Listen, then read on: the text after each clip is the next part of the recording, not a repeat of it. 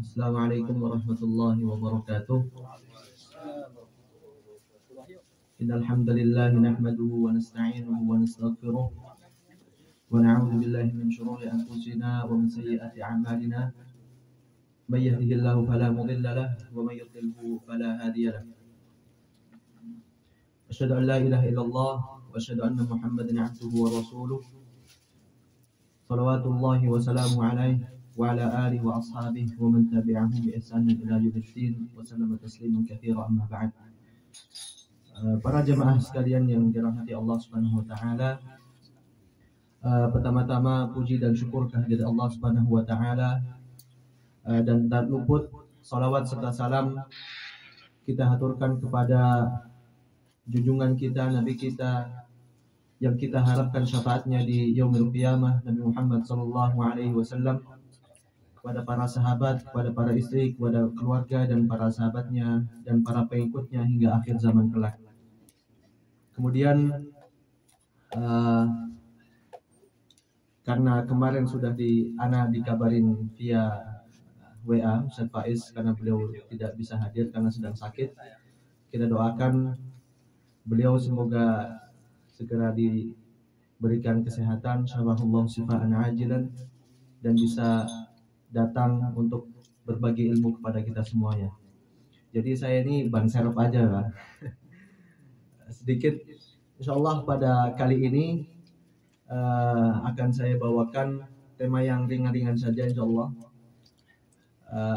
Saya ambil dari kitab Thalathuna Majlisan fit Tadabbur. Ini kitab yang diterbitkan oleh Lajnah Ilmiyah fi Markas Tadabbur di Riyadh. Ada sebuah yayasan atau markas tadabbur di Riyadh menerbitkan buku ini. Kalau kita terjemahkan di bahasa Indonesia namanya 30 Majlis dalam Tadabbur Al-Quran. Jadi memang didesain untuk 30 kali pertemuan. Tapi insyaallah kali ini saya akan mengambil satu bab dari 30 bab ini. Insyaallah judul ringan dan pembahasan yang ringan. Kita di sini saling belajar dan saling mengingatkan. Khususnya untuk diri saya pribadi yang mungkin masih paling muda di sini kayaknya. Paling muda, dan insyaallah sebisa mungkin ilmu yang saya pelajari di kampus akan saya bagikan di sini. Sebelum masuk pembahasan di kitab ini, saya akan menyebutkan sebuah ayat di surat Al-Furqan tentang curhatan Nabi kepada Allah langsung. Apa curhatan Nabi SAW? Di dalam surah Al-Furqan berbunyi, wa qala rabbi inna qaumi ittakhadhu hadzal qur'ana mahjura. Ya Rabb, sesungguhnya kaumku ini menjadikan Al-Qur'an itu tidak diperhatikan, diabaikan. Itu curhatan Nabi. Kalau kita melihat di tafsir Ibnu Katsir, makna mahjura di sini adalah apa? Diabaikan. Kalau kita terjemahkan secara bahasa itu artinya diabaikan, dikacangin kalau bahasa sekarang. Dikacangin, tidak diperhatikan. Kalau kita melihat di tafsir Ibnu Katsir, makna mahjura di sini adalah annal musyrikin kanu la yasbuna lil Qur'ani wa la yasma'una.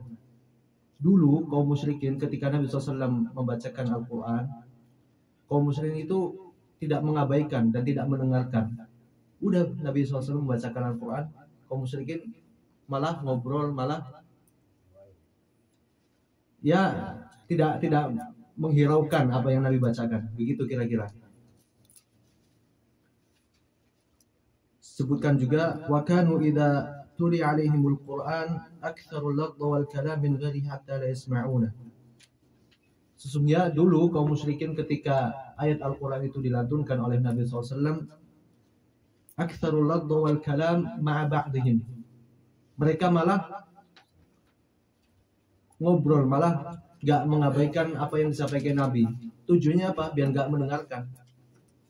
Karena memang apa Al-Quran, walaupun apa maksudnya, mereka, kita kan mengetahui bersama bahwasanya kaum musyrikin dulu itu dia mengimani Allah, rububiyah, tahu bahwa Allah itu Khaliq, Allah itu pencipta, tapi mereka nggak mau karena taghayyudan, nggak mau mendengarkan kalam Allah, mendengarkan Al-Quran yang dibawakan oleh Nabi Shallallahu Alaihi Wasallam. Nah, kemudian disebutkan lagi di sini di tafsir Ibnu Katsir, fahada min hujranihi wa tarku ilmihi wa hifdhihi aidan min hujranihi wa tarkil imani bihi wa tasdiqihi min hujrani.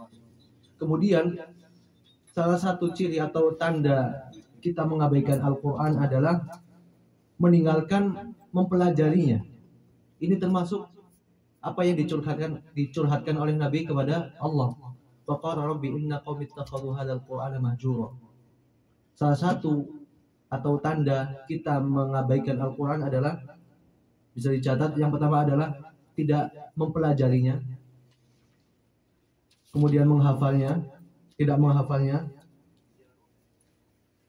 dan tidak mengimaninya.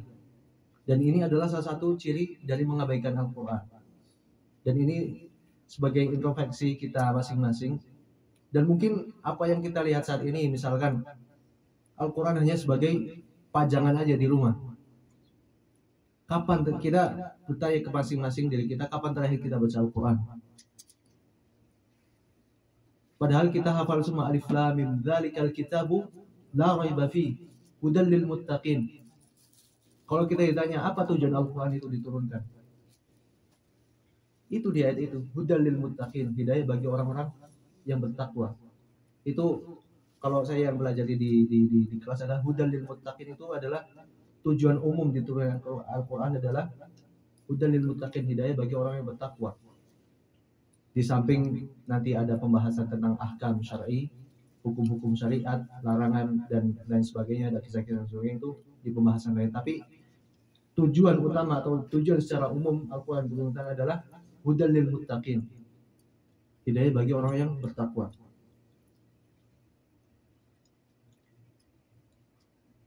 Kemudian setelah kita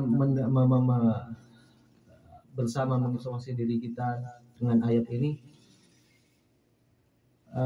banyak sekali faedah-faedah Al-Quran yang telah kita dengar sebelumnya.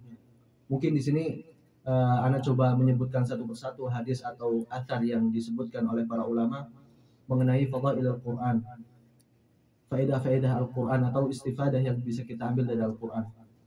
Salah satunya adalah hadis yang kita sering dengar di pembukaan atau motivasi para asatidz kita ketika kita memulai thalabul ilm atau menuntut ilmu, adalah hadis yang sudah masyhur yang berbunyi, majtama'a qaumun fi baitin min buyutillah yatluna kitaballah. Di sini nih yang perlu digarisbawahi, yatluna kitaballah wa yatadarasuna illa nazalat alaihimus sakinah wa ghasyiyatuhumur rahmah wa hafathumul malaikah wa dzakarahumullahu fi man 'indah. Insyaallah sudah paham artinya semua ya. Majtama'a qaumun fi baitin min buyutillah, tidaklah suatu kaum berkumpul di rumah dari rumah-rumah Allah. Apa yang mereka lakukan? Yatluna kitaballah wa yatadarasuna. Nah, ini yang perlu garis bawahi. Kalau kita melihat konteks atau teks dari hadis ini adalah yatluna kitaballah, mereka apa? Yatluna kitaballah, melantunkan Al-Quran dan saling mempelajari, yatadarasuna. Bedanya yadrusun sama yatadarasun. Apa nih yang pernah belajar bahasa Arab? Yadrusun, kalau yadrusun itu satu orang aja. Ana adrusu hadzal kitab, saya belajar kitab ini. Tapi kalau natadaras, yatadarasuna, saling mempelajari. Jadi satu orang atau lebih. Di situ ada 2 atau 3 orang lebih, itu yatadarasuna. Berarti di hadis ini yatluna kitaballah wa yatadarasuna, melantunkan ayat kitab Allah, kemudian saling mempelajari ilmunya, tafsirnya, belajar, termasuk belajar membaca Al-Quran itu termasuk mempelajari Al-Quran. Illa nazalat alaihimus sakinah, kecuali di situ turun ketenangan, wa ghasyiyatuhumur rahmah, rahmat Allah meliputi mereka, wa dzakarahumullahu fi man 'indah, Allah menyebut nama-nama mereka di sisinya, malaikatnya. Ini Masya Allah fadilah yang sangat azim. Walaupun di sini dimutlakkan kitab Allah ini apapun ilmu yang di situ ada yatluna kitaballah, termasuk dalam hadis tersebut. Seperti ilmu fikih juga kita kan belajar ayatullah, belajar Al-Qur'an juga di situ. Hadis juga kita belajar di situ. Kemudian ada lagi hadis yang menyebutkan man qara'a harfan fi kitabillah falahu hasanah wal hasanatu bi asyri amsalihha. La aqulu alif lam mim harf, walakin alif harf wa lam mim harf wa mimun harf. Kata Nabi apa? Barang siapa yang membaca satu huruf di dalam Al-Qur'an falahu hasanah, maka dia akan mendapat satu kebaikan atau satu pahala. Wal hasanah bi asyri amsalihha, dan satu itu dikali 10. Kemudian Nabi melanjutkan apa? La aqul alif lam harf. Saya tidak mengatakan alif lam itu satu huruf, tapi alif satu huruf, lam satu huruf, mim satu huruf. Dikali 3 berapa tuh? Udah 30. Bagaimana kita kalau lanjut lagi? Dzalikal kitabul la raiba fihi hudal lil muttaqin. Terus lanjutkan. Subhanallah, kalau kita memulai sesuatu itu mudah ya. Tapi yang susah itu istiqomahnya, menjalaninya, istiqomahnya. Saya yakin insyaallah bapak-bapak di sini insyaallah setiap harinya pasti membaca Al-Qur'an. Insyaallah. Kalau tidak ya seminimal mungkin ya enggak sehari satu lembar gitu. Jangan sekali kayak Jumatan lah. Minimal satu hari itu satu lembar lah, satu lembar atau satu halaman. Itu kalau subhanallah, kalau setiap hari itu memang memulai itu berat. Tapi misalkan ditargetkan setiap habis subuh, mau nggak mau saya nggak boleh aktivitas lain kecuali setelah membaca selembar Al-Quran. Itu dikasih target. Nah, itu pokoknya sebelum melakukan segala aktivitas ditargetkan saya harus selesaikan satu lembar nggak nyampe 5 menit lah. Saya, iya nggak? Itu berapa kalau dihitung satu persatu pahala yang dapatkan? Subhanallah. Ini nggak kerasa. Kalau ada istilah di dalam bahasa Inggris, first you make habit, and the last habit make you. Yang pertama kamu itu harus membuat kebiasaan. Kemudian kalau sudah kebiasaan itu terbentuk, kebiasaan itu akan membentuk kamu. Gitu. Jadi kalau kita meninggalkan Al-Quran, kalau sehari aja nggak baca Al-Quran itu kayak ada yang kurang. Sahih Pak? Iya nggak? Dan itu pun umum di amalan-amalan lainnya. Misalkan kita ini sehabis sholat kita nggak pernah luput dari zikir setelah sholat. Kemudian suatu saat ada suatu saat kita mau nggak mau harus cepat-cepat keluar masjid, misalkan ada hajat atau apa. Itu kita kayak ada yang masih ganjil Pak. Iya nggak? Kalau kita misalkan jalan, oh ya tadi saya belum zikir, itu bakal zikir ketika jalan. Oh ya tadi saya lupa zikir, itu bakal keinget terus gitu. Tapi dengan Al-Quran, ini adalah kebaikan yang harus kita list di setiap hari kita gitu. Kemudian hadis lain adalah, kemudian ada yang mengeluh, Ustaz, kalau kita belum bisa baca Al-Quran gimana? Apa kita dapat pahala juga? Nah, di sini juga Nabi SAW menyebutkan al-mahiru bil Quran ma'as safaratil kiramil bararah. Walladhi yaqra'ul Quran wa yatata'ta'u fi falahu ajran. Ini kata Nabi SAW. Orang yang mahir dalam membaca Al-Quran dan terus membacanya, dia akan bersama para malaikat ketika nanti di surga kelak. Walladhi yatata'ta'u fi, dan bagi orang yang belajar Al-Quran dan masih terbata-bata, dia akan dapat 2 pahala. Nih, 2 pahala. 2 pahala, 1 pahala membaca Al-Quran, yang kedua adalah pahala belajar dan masyaqqah, susah melafalkan Al-Quran. Ini dapat pahala juga. Nah, belepotan. Makanya ada di kaidah dalam fikih itu, kullama zadal masyaqqah zadal ajr. Setiap kali beban itu bertambah pula pahalanya. Contoh, kita ketika mau menunaikan umrah atau haji itu kan ngambilnya di miqat. Miqatnya ahli Najd di Qarnul Manazil, Sayyidul Kabir bagi penduduk Riyadh dan sekitarnya di Taif. Kemudian ahlu Yaman itu ada miqat namanya daerah Yalamlam. Kemudian ahlu Syam, orang Yordan, orang Palestina dan sebagainya itu ada juga mikotnya sendiri. Orang Indonesia juga ada mikotnya sendiri. Semua ada ini. Yang ajib atau yang bisa kita belajar di sini adalah mikotnya Ahlul Madinah itu namanya Abyar Ali. Itu mikot terjauh. Bahkan masih dalam kota Madinah. Kalau kita kan udah deket Mekah, ya nggak? Taif paling 1 jam kalau kita pakai mobil atau 2 atau 3 jam kalau pakai bus. Itu kan dekat.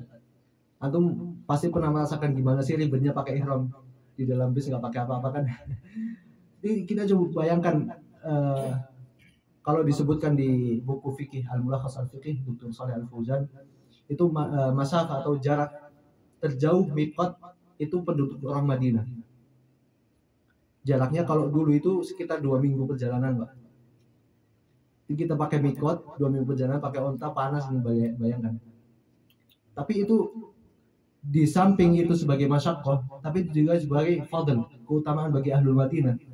Soalnya apa? Kita kembali ke kaidah tadi. Kullama zadal masyaqqah zadal ajal. Setiap bertambahnya beban itu bertambah juga pula pahala. Jadi kita ke masjid kita nggak punya kendaraan, yang lain pakai kendaraan, di bawah terik matahari kita jalan. Zadal masyaqqah kan? Situ setiap langkah kita pun mendapat pahala lebih dari orang yang tidak ada masyaqqahnya, gitu kira-kira. Kemudian yang paling penting dari faedah atau keutamaan Al-Quran adalah syafaat nanti di hari akhir. Ya. Syafaat itu ada berbagai macam, salah satunya syafaat Nabi, kemudian syafaat anak kepada bapaknya, kemudian syafaat Al-Quran. Ini disebutkan oleh Nabi SAW. Iqra'ul Quran, kata Nabi SAW di satu hadis, Iqra'ul Quran fa innahu ya'ti yaumal qiyamah syafi'an li ashabi. Bacalah Al-Quran, baca terus baca Al-Quran. Fa innahu ya'ti yaumal qiyamati syafi'an li ashabi. Sesungguhnya dia Al-Quran itu akan datang kepadamu, akan menjadi syafaat kelak nanti di hari akhir. Suatu yang remeh ya, maksudnya kita bisa baca Al-Quran di mana aja. Walhatta banyak yang ulama yang mengatakan bahwa baca Al-Quran itu wajib berwudu, punya wudu. Tapi dengan adanya teknologi saat ini, banyak ulama yang mengatakan kalau kita belajar baca Al-Quran dari HP atau dari tanpa menyentuh mushaf atau dengan hafalan itu tanpa berwudu pun tidak masalah, tidak apa-apa. Bisa di mana aja, kecuali di WC aja, nggak boleh. Kemudian, kita masuk ke pembahasan intinya. Setelah tadi kita saya pribadi menasihati saya pribadi dan saling mengingatkan kepada kita semuanya. Di sini Ana akan mengambil di satu bab dari 30 bab ini. Judulnya Manhajus Salaf fi Talaqqil Quran wa Tadabbur. Tata cara salaf dalam belajar Al-Quran dan tadabbur. Di sini penulis memberikan beberapa poin atau memberi beberapa gambaran bagaimana generasi terdahulu membaca Al-Quran dan mentadabburinya.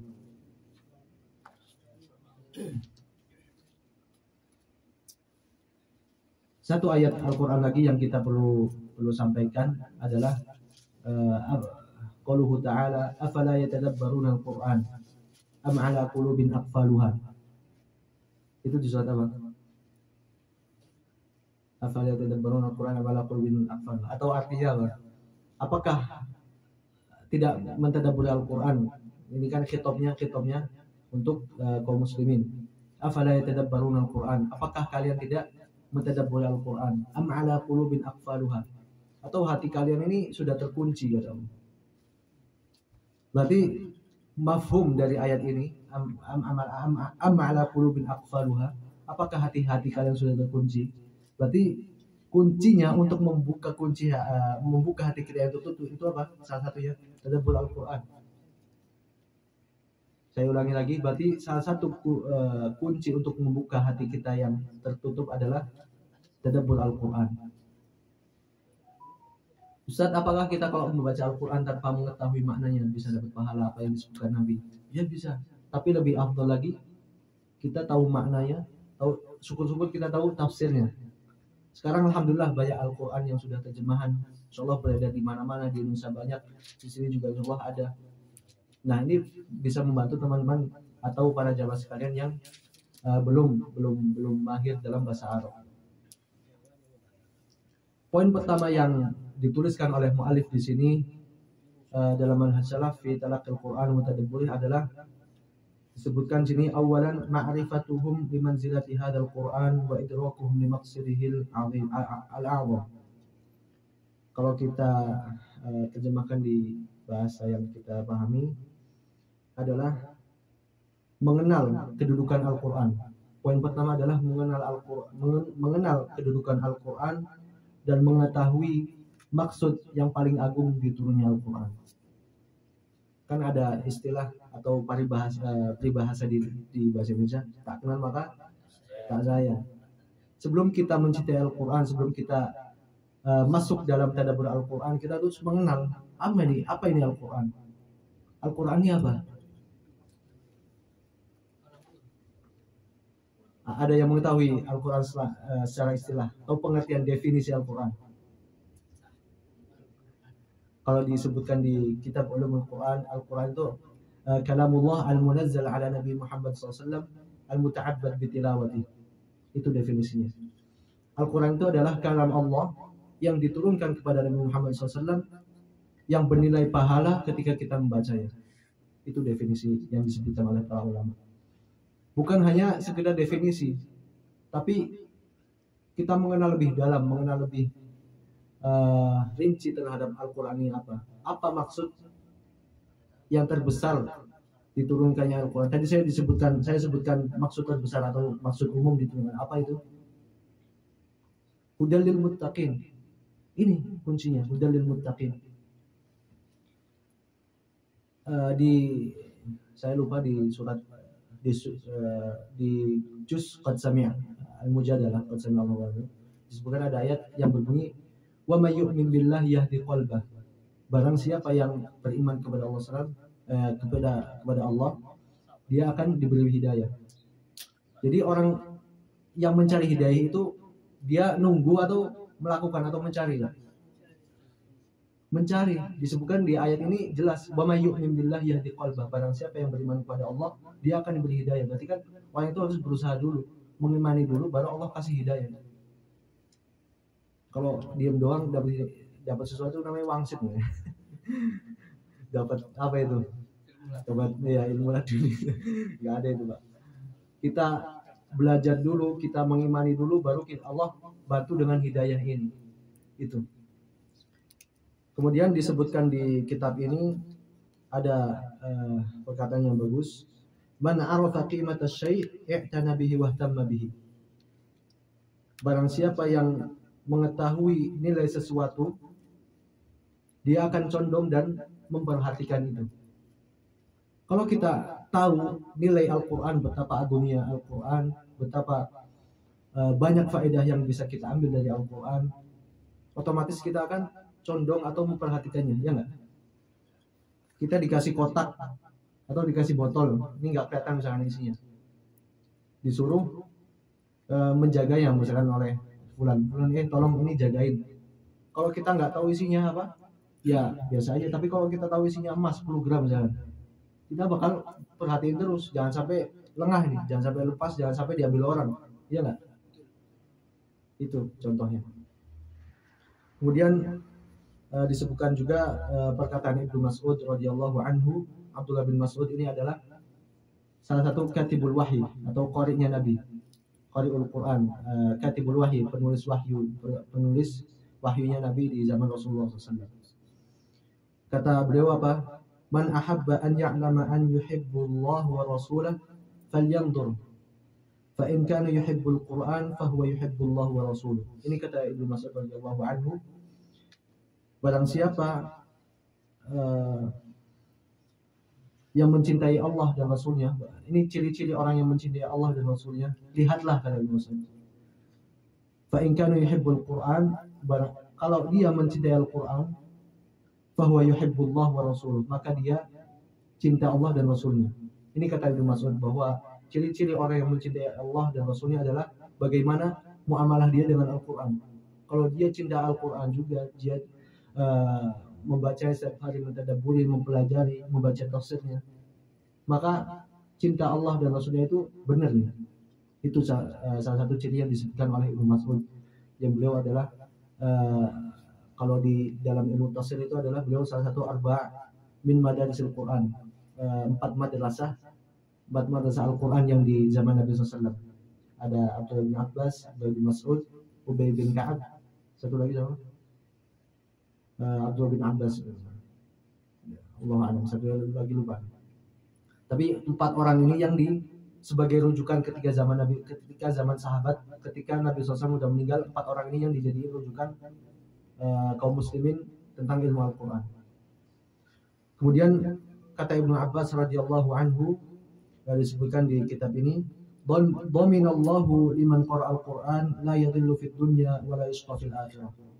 Allah menjamin, ini kata Ibnu Mas'ud, Allah menjamin bagi siapa orang yang membaca Al-Quran, la yadhillu fid dunya, dia tidak akan tersesat di dunia, wa la yashqa fil akhirah, dan dia tidak sengsara di akhirat. Dan ini selaras dengan ayat Al-Quran, faman ittaba'a hudaya fala yadhillu wa la yashqa. Barang siapa yang mengikuti hidayah Al-Quran, fala yadhillu wa la yashqa, dia tidak akan tersesat dan tidak akan sengsara. Yang terpenting adalah sengsara di akhirat ini, yang perlu garis bawahi. Kemudian poin yang kedua dalam metodologi salaf mempelajari Al-Quran adalah ta'alluhum wa ta'limuhum al-iman qabla Al-Quran. Mempelajari dan mengajarkan al-iman, tauhid sebelum Al-Quran. Dan ini lagi-lagi tauhid atau iman itu sebagai fondasi dari segala sesuatu. Sampai Al-Quran pun dilandasi dengan tauhid dulu. Maksudnya di sini apa? Nah, di sini disebutkan awal maksudu annahum ghurisa fi qulubihim ta'zimullah wa ta'zimu amri wa nahi. Maksudnya mempelajari iman atau tauhid sebelum Al-Quran sini adalah annahum ghurisa fi qulubihim ta'zimullah. Bahwasanya sebelum dia mempelajari Al-Quran, selayaknya dia menanamkan di hatinya itu al-imanu billah, mengagungkan iman kepada Allah, wa ta'zimu amrihi wa nahyihi, kemudian mengagungkan anjuran dan larangannya, hukum-hukum syariatnya. Fayashul alaihim ba'da dzalika talaqqi al-ahkam syar'iyyah. Setelah mengetahui ini semua, setelah mempelajari tauhid, maka dia akan lebih mudah untuk talaqqi al-ahkam syar'iyyah, dia mempelajari hukum-hukum syariat. Ini akan lebih mudah lagi. Soalnya sudah tertanam di dalam hatinya al-iman, iman kepada Allah Subhanahu wa taala. Kemudian dilanjutkan di sini, wa hadzal manhaj qad ittakhadahu al-Qur'an fi tarbiyatil sahabati awal Islam. Bahwasanya tata cara ini sudah dijadikan sebagai tata cara generasi di awal Islam, sahabat, tabi'in, atba'ut tabi'in, itu sudah dijalankan metodologi ini, tata cara dalam tadabbur Al-Qur'an ini. Kemudian poin yang ketiga adalah husnu talaqqihim al-Qur'an bi annahu rasail min rabbih lil 'amali wal imtithali fa kanu yatadabbarunaha bil laili wa yatamathalunaha bin nahar. Artinya singkatnya adalah merelasikan atau mengimplementasikan atau mempraktekkan apa-apa yang dilakukan kepada kehidupan kita sehari-hari. Mempraktekkan apa yang ada di dalam Al-Qur'an kepada kehidupan kita sehari-hari. Kata Ibnu Mas'ud lagi, beliau menceritakan, kana rajulu minna idza ta'allama 10 ayatin lam yujawizuhunna hatta ya'rifa ma'anihinna wal 'amalu bihin. Dulu para sahabat ketika diajarkan oleh Nabi SAW 10 ayat, dia tidak akan berpindah ke ayat selanjutnya sebelum mereka paham Al-Quran dan mengamalkannya. 10 ayat ini. Dulu para sahabat diajarkan Nabi SAW 10 ayat. Entar dulu, jangan lanjut dulu 10 ayat. Ente pahamin dulu, ente amalin dulu. Itu cara-cara Nabi SAW. Kemudian poin yang keempat atau terakhir adalah tilawatul Quran bitartil wa tabahul wa tahazzun wal qiyamu bihi fil lail. Membaca Al-Quran dengan tartil dan tidak tergesa-gesa. Inilah pentingnya membaca Al-Quran dengan tartil. Sembari kita merenungi maknanya, sembari kita mentadabburi apa yang terkandung di dalamnya. Disebutkan di salah satu ayat yang berbunyi wa Qur'anan farraqnahu litaqrahu 'alan nasi 'ala mukthi wa nazzalnahu tanzila. Dan Quran yang kami turunkan kepadamu wahai Muhammad, engkau bacakan kepada manusia ala mukthin ini artinya wa huwa tamahul wa tartil wa adamul isra'. Maksudnya santai dan tidak tergesa-gesa. Maksudnya ini ala mukthi wa rattalnahu tartila, dan lantunkanlah dengan tartil.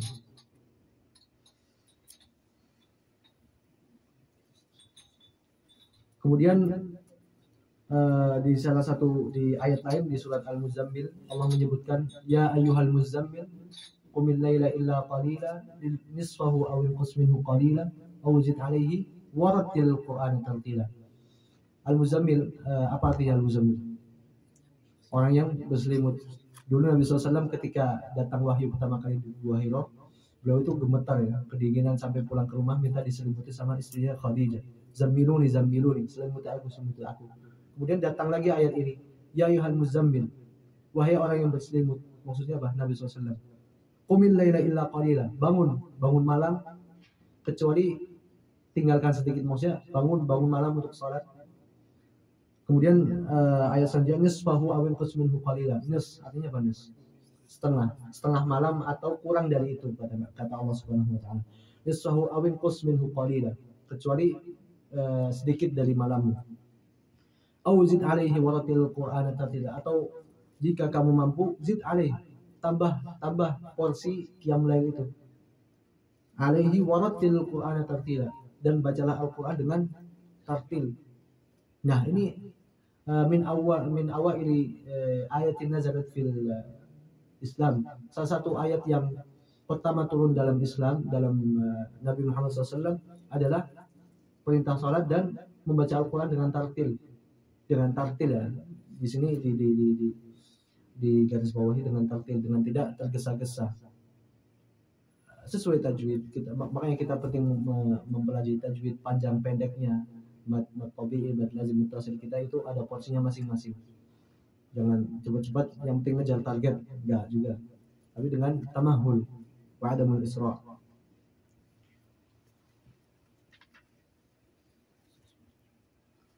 Ini mungkin yang bisa kita ambil faedahnya dari salah satu bab dari kitab Thalathuna Majlisan fi Tadabbur. Karena mungkin sudah waktu zuhur sudah hampir juga. Sudah setengah jam lagi.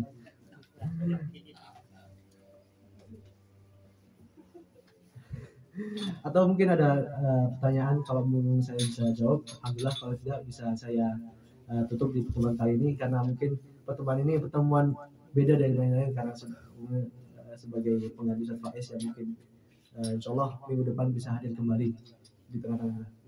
Ustaz kan tadi terang bahwa Al-Quran itu hidayah orang yang bertakwa gitu. Sedangkan bertakwa kan pemahamannya udah dapat hidayah gitu. Ini buat bertakwa bagaimana? Ya, hudalil muttaqin. Memang ini kan tujuan utamanya. Tadi disebutkan di ayat lain juga, wa may yu'min billahi yahdi qalbah. Kan? Orang yang mendapat hidayah itu enggak cuma-cuma orang dapat hidayah dari Allah, tapi dengan beriman dulu baru dia dapat hidayah. Jadi ada koneksi atau hubungannya dengan dia beriman kemudian dari hidayah. Insyaallah saya juga ada keinginan di pertemuan mendatang atau kapan insyaallah bisa bergabung lagi mengajarkan Al-Quran, karena memang saya juga di kampus jurusannya Al-Quran. Jadi ada hubungan atau satu alur lah dengan mengajarkan Al-Quran. Kemudian mungkin nanti ada teman saya yang akan mengajarkan lagi bahasa Arab di halaqah lain. Mungkin itu saja yang bisa Anda sampaikan, kurang lebih mohon maaf. Insyaallah kita bertemu di pertemuan selanjutnya. Subhanakallahumma bihamdik, asyhadu an la ilaha illa anta, astaghfiruka wa atubu ilaik. Assalamualaikum warahmatullahi wabarakatuh.